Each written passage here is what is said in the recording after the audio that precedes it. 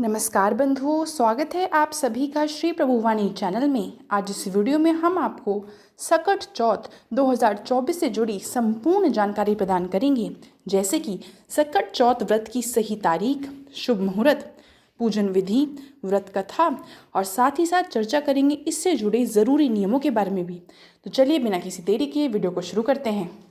लेकिन उससे पहले यदि आप हमारे चैनल पर नए हैं और इसी प्रकार हमसे जुड़े रहना चाहते हैं तो कृपया कर चैनल को लाइक, शेयर एवं सब्सक्राइब अवश्य करें। साथ ही साथ जो बेल आइकन दिया गया है उसे भी प्रेस कर दीजिए, जिससे कि हमारे चैनल पर जो भी वीडियो डले उसकी नोटिफिकेशन आप तक पहुँचे सबसे जल्द।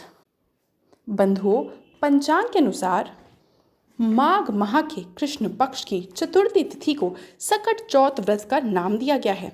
इसे संकष्टी चतुर्थी, लंबोदर संकष्टी चतुर्थी, तिलकुटा चौथ, तिल चौथ, माघी चौथ अत्यंत नामों से विभिन्न जगह जाना जाता है। वैसे तो बंधुओं प्रत्येक माह में 2 चतुर्थी आती हैं, एक शुक्ल पक्ष में और दूसरी कृष्ण पक्ष में, लेकिन साल की इन सभी चौथ में माघ माह की चतुर्थी विशेष मानी जाती है।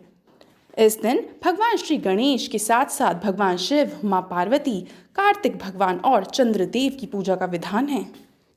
चलिए आइए सबसे पहले जान लेते हैं सकट चौथ शुभ मुहूर्त के बारे में। तो बंधुओं, साल 2024 में सकट चौथ का व्रत 29 जनवरी यानी कि सोमवार के दिन रखा जाएगा। बताते हैं कि चतुर्थी तिथि प्रारंभ होगी 29 जनवरी प्रातःकाल 6:10 पर। वहीं तिथि समाप्त होगी अगले दिन यानी कि 30 जनवरी प्रातःकाल 8:54 पर। बंधुओं, आप नोट कर लीजिए कि सकट चौथ पर चंद्रोदय का समय रहेगा 29 जनवरी रात्रि 9:10।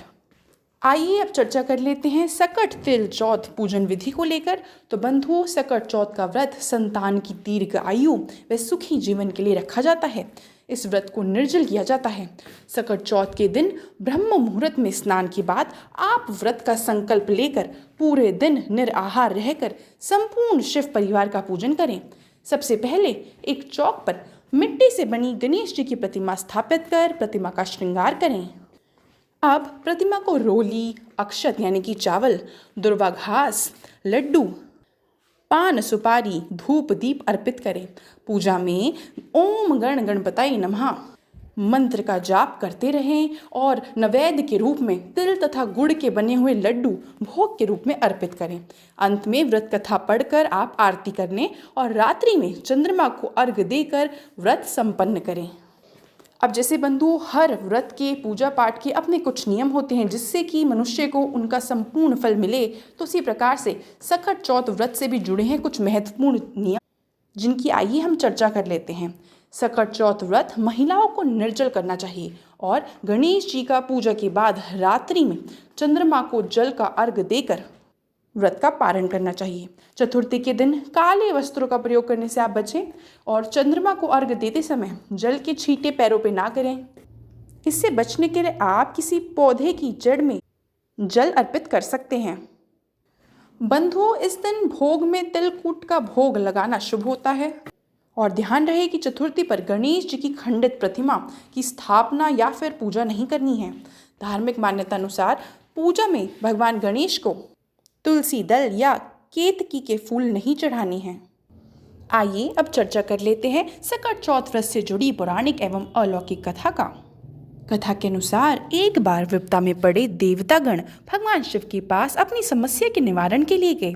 तब भगवान शिव ने अपने दोनों पुत्रों से पूछा कि तुम दोनों में से कौन सा वीर है जो देवताओं के कष्टों का निवारण करेगा। तब कार्तिक ने स्वयं को देवों का सेनापति प्रमाणित करते हुए देव रक्षा का अधिकार सिद्ध किया।